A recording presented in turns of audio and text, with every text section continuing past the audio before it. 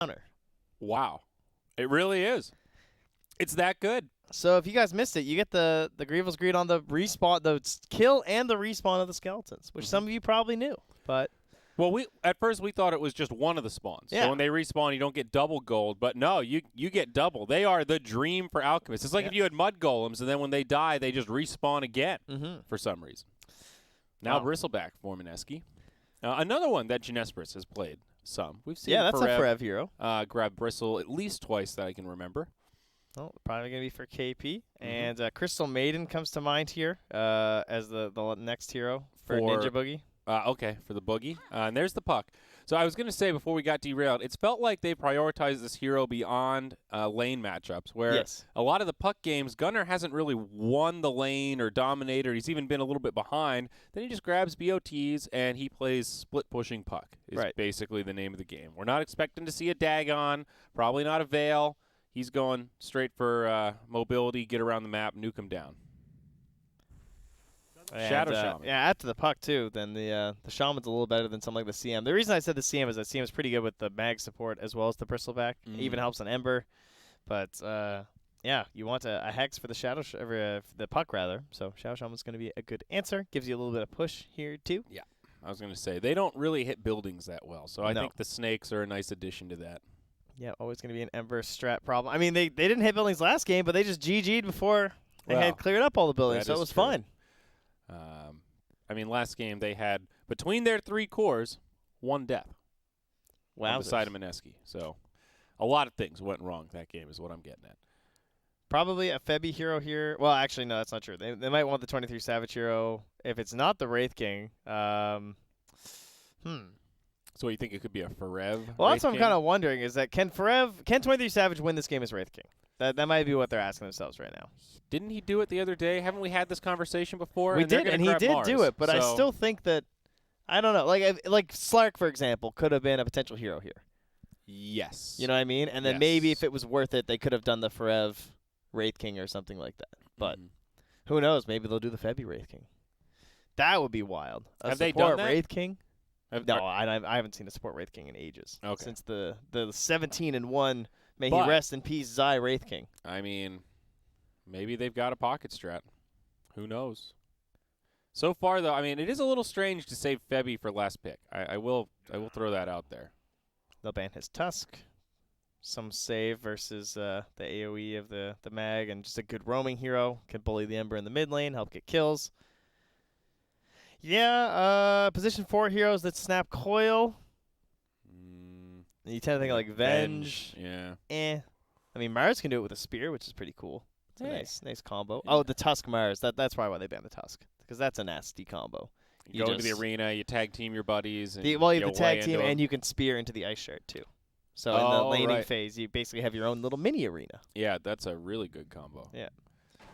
And the Clockwork. That's a fun one. When you guys were playing ping pong yesterday, Basekip and I actually talked about Clockwork for a couple minutes, and we were talking about what do we need to make Clockwork great again. And he is a hero I would love to see buffed and become viable. He's a good 4. I do think he's a very playable 4. He was at the major for quite a few games too. Okay. But he needs the right matchups. He doesn't really counter anyone this game. He's pretty good against Shadow Shaman. Isn't that one fairly classic? Oh, let me just pick my... I don't know. I'm not picking their countering that position 5 Shaman. It's okay. I mean, compared to like an Elder Titan or an Earthshaker who Clock just like demolishes. Yeah, why Clockwork here? Vision game is always nice to have. Helps out with the puck. Long mobility with the puck too. It does punish the support mag. That I will say. Support mag just dies. Like, what are you gonna do if a Clockwork runs at you? It's you like can't skewer away. He's got too much of a wind up. I don't know. Maybe if you time it perfectly, it might work. But see, that's one I think Magnus on the spectrum of Clockwork. But he's probably gonna come with you. Yeah, I guess. Magnus is pretty tanky too. That's the other thing. Well, either way, the last pick was the Nico Baby Juggernaut.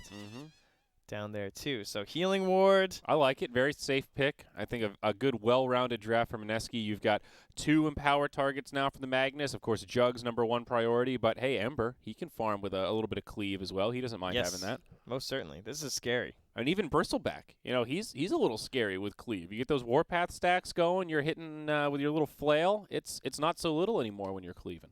And their last ban was Medusa, so they weren't even looking for another one of these melee heroes. Yeah, more in power. So what are you thinking? Can Jinesbrus do it? I don't know. The other times they make the strategy work, it is some odd Dota. It really is. They're all over the map. It looks a little chaotic, but then they pull it together and they take the win. And they did kind of look ahead above the rest of the region. I feel bad for Betway. I don't know how you do odds for this game. Yeah. I mean, last game it was 1.3 on Jinesbrus. And look, they don't know what to do. They're dead even. They're like, you know what, guys? This is a coin flip. 1.833. We got a hat on the first game. Well, it is rough, though, because how much do you factor in recent results, a.k.a. the last game, which was beyond one-sided, complete demolition, but Mineski has been underperforming below most analyst expectations, I think, up until pretty much that last game. So, speaking hard of game, to analyze. Let's get in. Oh, I hit the button. There it is. Here we go. Ladies and gentlemen, welcome to game number 2, Mineski versus Jinesbrus, opening series of the C Regional Playoffs for the International 9. These teams hoping to secure a spot in Shanghai, China for the big prize pool. What are we at, Trent? 25 mil? 30 mil? It's some big numbers. It's some life-changing money. Let me check my compendium. It keeps going up. Well, yeah, that tends to happen this time of the year because everyone watches these games. They want to support their teams. They get so excited. Not to mention there are so many amazing hats coming out in this TI. There are a lot of nice hats. You're not wrong. I got. I was rolling some dice. I wanted that Abaddon set, and I opened way more of those little things. Oh, that's you who increased it to 26,400,017. 26 mil. 914. 26.4, and we are ahead of last year, so we are on pace. Unbelievable. Way to go, team. Good job. Shanghai, China. Oh, and a pause. Perfect. But I will not be in Shanghai this year. Guaranteed. I'm watching from Denver. Guaranteed. Guaranteed? That's a grand guarantee. That's a Zyori guarantee right there. I'm watching TI from home, baby. Well, not exactly home. Hometown. The Eon disc is rumored to have been smuggled out of the Ivory Incubarium. Are you sure it wasn't out of the White Spire? Because that's what Underlords would have me believe. That everything comes out of the White Spire. Are you a Lord of the White Spire? I kind of wish I was. I'm still just a boss. I haven't been grinding the Underlords. It sounds I've been like grinding it's worth the Star Trek. What, aren't there only like 80 Lords or something? Like it's probably more now. I think it's a pretty I thought run. it was a hard lock though. No, I think you just you have to beat some internal MMR threshold or something to get it. So if you're boss 5, you just keep grinding, and if you win enough games, you'll eventually get up to Lord of the White Spire. That's a pretty hype name, I gotta say. Down bottom though. Better than boss. Febby on the run. First blood, potentially. Nico's going to have to let this go. He doesn't have the movement speed, the windlace, keeping Febby alive. Nice spear. Stop the follow-up right clicks there from Ninja Boogie, right? So we talked about the Tusk and the shards with the spear. You can do the same thing with Cogs. Hey, there you go. It's a little synergy we have not seen. Jeez, Febby just TP'd top after using everything down bottom. It's a depressed clockwork to show up in your lane. Yeah, really. Oh, thanks for coming to help, dude. But there's one Clarity that almost gets knocked off. Has to Cog to keep it alive as the potato comes over. KP. Frev is down bottom, though. Still doing great. He's just got a spear back on a Ninja Boogie and has given him the work. Yeah, this is the business right here. It's kind of funny, though, because Ninja Boogie actually has more right click and more armor. But with the creep waves coming through, he can't continue to just 1v1 him. The base damage on Shadow Shaman is just insane. Oh, 74. Forev now a little too far forward. The classic combo, Shadow Shaman and Juggernaut. Mineski very tip happy here. They like to burn him early. Yeah. Oh, They're they were excited. so close to getting one in that lane earlier that they're happy to get it now. Body they're blocks. looking for the counter on top. Bimbo might get away with this. Back up to the high ground here. Febby continuing to pursue. Power Cogs, pretty annoying. Although they do feed over some gold, don't forget, they've got a little bounty.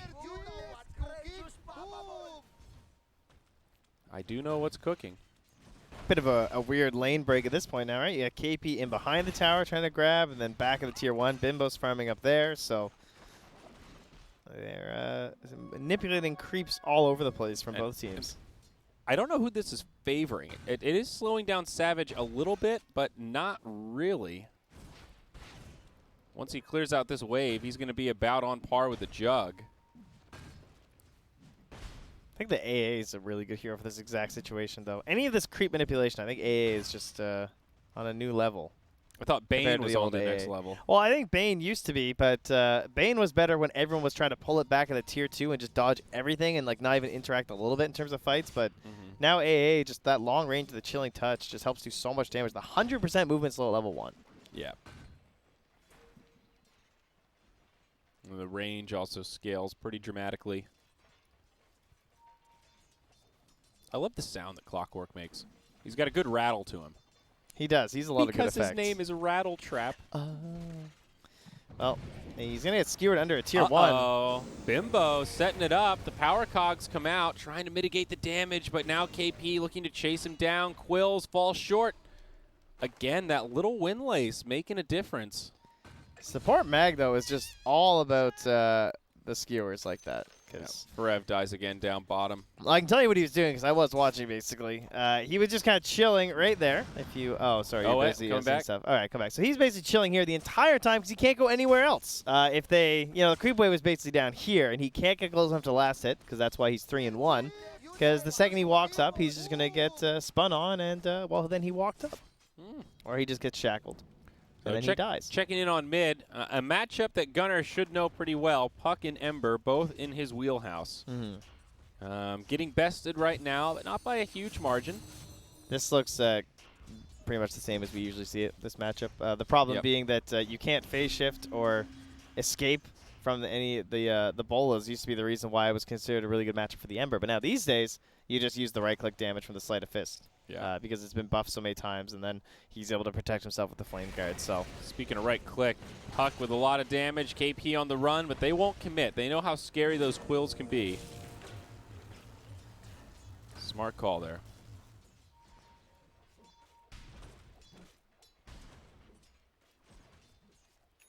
Gunnar just pulled the wave off to the side. Oh, wow. He's going to do a little bit of back laning here. So I thought he was going to run him into the neutrals, but just pulling them in between the towers. Yeah. Very annoying. This was the Thompson Alk strats. When the lane isn't looking the best, just destroy the lane. Now no one can play. He flipped the board. That's a strat. Although Moon, with a double damage, be able to walk up and kind of contest this a little bit. Gunnar went for the risky play on that orb, though. Yeah, he sure did. But he gets the silence. But yeah, he's going to eat a lot of damage for that. All right, I don't care if we missed that kill, because this is some pretty epic mid play. Sure is. I know it's just a bounty battle. Looking at the bounties, 1 for 1, and TJMM will find 3 of the 4. Meanwhile, down bottom, he gets the Hex on a Forev. He couldn't get the Shackle, though. And that means the TP was wasted from Moon. A little victory. Little victory. Nico getting a lot of space down bottom. Look at that net worth gap between him and the Wraith King now. Pretty sizable. 40 and 20 compared to the 32-5. Doesn't feel like a big gap, but the 2 kills. Yeah. Makes a difference. Especially first blood on a Jug like that.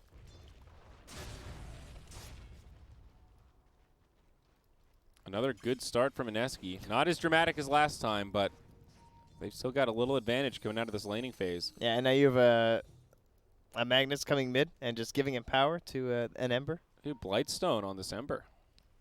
Yeah, it could be a Deso game, right? Because he has the Empower.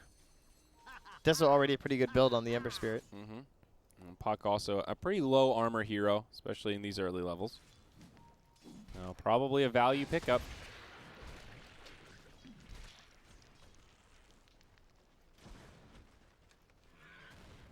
I'm feeling like this is a Mineski game again, I gotta say. Yeah. I think their draft's pretty well-rounded, and seeing the lanes like this, I'm a little nervous for the Dire. I think this is more in their wheelhouse compared to last game. Less of a straight-out draft. It feels like a battle between Moon and Gunnar this game. Yeah. Because if Moon falls off, then that is pretty much all of their initiation. The only other thing they do is just like walk at towers with Bristleback and Shadow Shaman. And that is a problem, that if they can't catch this puck doing all this, like look what he's doing right now. Gunnar trying to be super obnoxious. And the Omni almost catches him. Gunnar makes the plays to get away. That was impressive. I thought he was done for sure. Made him waste the Omnis. But that's what he has to do with his puck. And he needs to get way far away from his towers and cut waves like that. But I think getting that first ring of tier 1s will be pretty difficult from Jinesbrus. Yeah, I'm inclined to agree with you. They really do not hit structures well. A lot of pressure on this Wraith King and his skeleton warriors. Utilize those for farming right now. Hand of Midas secured by 23 Savage. Just waiting on that courier. I think this Clockwork's having a rough game, though. He's still level 2. And we're at 8 minutes. AA is also only level 3. So a growing disparity in these supports. Magnus up to 4. Halfway. Bimbo's getting some decent space up top. Oh, here we go. Febby found some XP. Got the Observer Ward down. Wow, this is how you recover your game right here. Well, that'll do. He's like that pig from the movie Babe. He's figuring it out. And Bristleback looks like a pig with that cosmetic. He does. He has a snout. He's a little piggy. It all ties together. Hideous, though, compared to that little Wilshire Babe. No, that's true. Cute Babe's pretty adorable. Cute little piggy. Although they had to use, there's several Babes. Wait, why? Because they grow too fast, and it's like a baby pig, so they couldn't film the movie fast enough without the pig being noticeably bigger. So they had a series of Babes loaded up here. Furhev dies again in the mid lane. Is that what they did with the old Babes right there? Yeah. Yeah, pretty much that. Seared. Uh-oh, Gunnar down bottom. Going to have a jaunt. He should be good, but March takes a lot of damage in exchange. And Frev just comes back. Frev just has nowhere to go. He just comes mid, he dies. He's down bottom, he dies. Maybe he should have gotten the safe lane up top. Currently, it's sort of occupied by no one, as 23 Savage is jungling and sending his skeletons. The skeletons are farming the safe lane. That's the decision by Jinesbrus. Now, the one thing is Mineski will need to fight around timings on this jug. He is going to go for Manta first, so fairly standard, but I think Wraith King will have a potential window to really accelerate the farm. He's going for the now tried and true Hand of Midas, Phase Boots into Radiance. So there will be this point in time where Savage can farm like a madman, and he is not far behind that of the Juggernaut. Pushes back KP. Now that'll get them one of these 4 bounties, more than likely. I don't know, man. So far this series has felt kind of like a battle of the offlaners in a weird way. In terms of sort of controlling these games, that's been Ferev's MO throughout this entire One tournament. team has an offlaner and the other team doesn't. Well, right. Like, they've banned out his key heroes, and it seems like KP has been standout in games 1 and 2 so far, playing the way Ferev wants to be playing. Yeah. And Ferev has been really pressured in both these matches. Now Savage taking some damage. Of course, he does have the reincarnation. Won't be utilized here. In comes Febby. Battery Assault, Power Cogs. They want this kill onto KP. It's a 3-on-1, but the Bristle is pretty tanky. Not tanky enough, though. Only 1 point in the Bristleback ability. They do have to use the reincarnation to find the kill. That's a worthy use, though. They certainly needed that kill. Unfortunately, it is the poorest of the 3 cores on the Radiant side, but they'll take it nonetheless. March being gone on by Moon up top. Oh, there it is. Whoa, Cold Feet. I think he's still done, but... Yeah, he's got a remnant, but won't even need it. He's also got a slight. Well, there you go. Ninja Boogie has level 6 here in the mid lane. Unfortunately, KP comes in and steals the XP, so then he doesn't get it. He's 9 XP away. But when one of these creeps dies, they're ready to just throw snakes. They're pinging it. Spear mid, trying to push back the Bristle. And let the mass begin. Here come the Vipers. Look at Bimbo. Okay. Pump faking an RP. Just showing him that it does work. He's got it skilled up, in case you guys were wondering. I have RP. Stay back. It worked. Don't make me use it. Ooh, nice deny from Forev. That's not supposed to happen. All right. Against Mass Serpent Wards? Yeah, that was a nice play. Well, that's when you have to micro half of the wards so that you are outranging the damage of the right click. Now that's just next level. Yeah, that's the Shadow Shaman strats. Gunner on the side lane, looking for a Yules. And Nico Baby starting to close in on the Manta style. Speaking of the plays, sorry. He just denied like 5 of the wards in a row, so Ninja Boogie does have the plays, I'm just saying. Down bottom, Ice Blast does connect, but spin from the Baby. Little misfire there from TJMM in the bottom. So he didn't have the mana for Battery Salt, or is that what that was? I think so, and Puck's also pretty light on mana, but he did have a Dream Coil, and I think they just weren't quite synced up. Puck's job this game is to hit the healing ward, because no one else is going to on the dire side. It's a really sneaky healing ward. You seen this thing down bottom before it dies? Where is it? It's like the same color as the Radiant Landscape. Oh, that was the ward. That was the healing ward. Yeah, it does just fit right in there. Some pay to win right there. Magnus has his maxed out in power now. He's just buffing everybody up. Just right-click, follow. He's the new age ogre, man. Yep.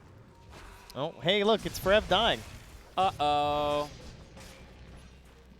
Shackles, Ice Blast, Arena of Blood. Oh, if he gets a return kill. Almost. Ninja Boogie not going to shatter. Hey, he's dead. But he will fall on March gets in there with the cold feet. Okay. That's pretty nice. I think Forev was dead no matter what, so at least they are able to turn something positive. Moon is just grabbing the wave behind the tower, though. And it doesn't look like Jinesbrus are sure if they're going to contest this quite yet. Gunner so close to a Yules. He just continues to farm with the mid lane. Moon's coming in, though, mid with the Arcane Rune. Gunner in trouble. The bullets will run out. Jaunt. He's low on mana on the Ember. Oh, he's low. A little close for comfort there. 60 HP. 3, 2, 1. Moon gets it. What did you learn? They really are losing to their heroes. They're losing to the Ember and the Bristle, the 23 Savage Jug. If it was the Morphling, it would be the perfect trio. Nah, that's not true. The Timbersaw is a little bit more iconic for Forev. But that was game 1. Yep. They're out of sorts today. They woke up on the wrong side of the bed. And conversely, Mineski. Who's the coach for Mineski right now? I think, is it 71? I think it's 71. I'm asking you. I think it's 71. They've been through a lot of coaches. Coach is putting in the hours. Up top, looking for a go on the Jug, but they biff it again. The Courier, it looks like it kind of scouted him out there. Bounty Runes, Bimbo. He snags it. And Mineski, 3 for 4 on the bounties. Apparently he has left since then. Never mind. According to this, he left in June. Uh-oh, Savage outside of his base. This is a deep dive. Hook shot from Febby, interrupts the shackles. Is this going to be a backfire for the Radiant? The Boogie gets broken. But now Moon continuing to press, grabs one. Savage will lose his Recarn. March now getting chased down, makes it back, but Mineski bringing the punches. Unrelenting with the pressure here as now Forev joins the party, has an Arena of Blood, but might be low on HP. Out comes the Rebuke. Forev, skewered down, RP on 2. Bimbo sets it up, and they get cleaved down. Forev nowhere to go. Okay, the Dream Coil does give him some space. Savage, he does not have the ulti. They're going to commit for this. Jug with the Manta, jumps in. Omni Slash on the back line. Savage down, Forev low. Gunner survives thanks to the Yules, but there is absolutely no pressure on Mineski. Now the Healing Ward comes out, it blends in and tops off the team. And very similar to last game, again, diving past tier 2s to the high ground and making it look easy. I can tell the C fans are cheering right now. They love Mineski, and they're back. They have sure found do. their way here this morning into it could just be over. They had a Naga last game, and it looked possible. This game, it doesn't look nearly as easy to try and come back here. Yeah. I mean, Wraith King, it's a bad time for him to die. Very close to the Relic. If Mineski slow this down, there could be a window to recover, but it doesn't look like that's the case. They are just parked on the enemy side of the map. It's pretty much the exact same net worth ordering as last game, where Forever Gunner got absolutely handled. And sure, 23 Savage is up there, but he's on this hero that's just not doing a whole lot. Right. You're relying on the momentum of your team. Now the fight breaks out. A lot of damage onto the Clockwork. First casualty here. The Arena of Blood does next to nothing. Mars just locked in place and obliterated. Nico Baby unstoppable now as they press forward onto March. Caught by the Bolas, and that's 3 down. They're not even team fights. There's no damage coming out of the Dire whatsoever. It's a slaughterhouse. They're just walking in and coming out all chopped out on the other side. I mean, I like meat, but this is brutal. I'm going vegetarian after watching this. I can't handle it. So this is how sausage is made. I know which team is the sausage. There are a bunch of Keel bosses over there. Trying to split things up, but this will be a bottom lane of barracks. Tier 2 standing in mid and top, so only 1 lane worth, but at 18 minutes, huge economic damage. 5-figure lead now for Mineski. Looking to close this one Gunner out quick. Being hunted here. Whoa, we got him. Uh-oh. Nice play by Moon. Get out of here with your cheeky little plays of cutting our waves. Let me hand you a tip. Be on your way to the lower bracket here. Shoo now. This will be a defining day for TJMM. Are they a one-trick pony, or can they show that they've got the chops to stand up in the playoffs after revealing their strats in the group stage? But after this one, they're going to need to look into the mirror and figure out what went wrong and how to change this up, because this was not even a series. No. They didn't even play Dota. This was like an open qualifier game. It really was. I mean, look at Mineski. They're not even retreating. They're just like, guys, why don't we end this right now? Let's just walk up to the high ground. We got our cooldowns. Not quite roster wards, but this is part of the reason why Jug is such a feared carry in these scenarios. The healing ward gives you so much sustainability. You don't have to retreat. It's another tier 3. Uh-oh, here come the Skellies, though. Not the Skellies. Oh, there they are again. And they're back. And they're done. Can definitely see the dark side of the skeletons. That was just a gift to Nico. Hey, bud, I know you're ahead, but how about a little more? Ice Blast does connect onto Moon. Could be a dead Ember. Although Nico Baby's deep in the back line. Clockwork caught by the shackles. Think he's dead no matter what.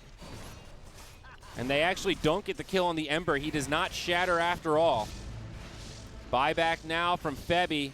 TJMM trying to make this hold. Wraith King still has the ultimate, but Hex just a non-factor in this fight. Does have the Radiance. Now the Arena of Blood, putting some damage onto the Bristle. KP falls. But it's a dieback now from Febby. Oh, Bimbo nice. with the RP on 3. Skewer out of the base, and now the Dire are in big trouble. Gunner's down. Buyback comes there. Boogie also falls. Bimbo's stuck. Oh, no. Yeah, Bimbo's stuck inside. He skewered them into the snakes, but. Aww. Well, dieback for Gunner. Savage also falls, and all 5 hit the deck. The GG at 20 minutes. Jinesbrus in big trouble here in the playoffs after an absolutely one-sided opening series. Mineski showing what they got and how hungry they are to go to Shanghai. Mineski took out the whiteboard. Some cracked up. They had the drawings all up there, and they had these replays from TJM. They went Gunner here, 4F here, 23 Savage here, just farming. And then they just killed them. They just killed them on the sides. They did nothing. They did nothing the whole game. They completely read them. They knew exactly what they wanted to do. Let's look at some stats here. Nico Baby did not die. So in this entire series, yes, across all 3 cores of Mineski, that's the position 1, the position 2, and the position 3, they have conceded a total of 3 deaths. Yes. In 2 games. Yes. That is insane. I don't know if I've seen a team get handled in a best of 3 with so much on the line in such a convincing manner ever. I mean, that's a bold statement, but 3 deaths across all 3 of your cores. Well, this kind of looked like 2 of our favorites in the entire series. You know? These were absolutely the favorites. I mean, damage done. Yep. That's a problem. Yeah, that checks out. Wow. Man, Moon just went off. Just wow. There's not a whole lot. They just look completely prepared for exactly how Jinesbrus have been playing.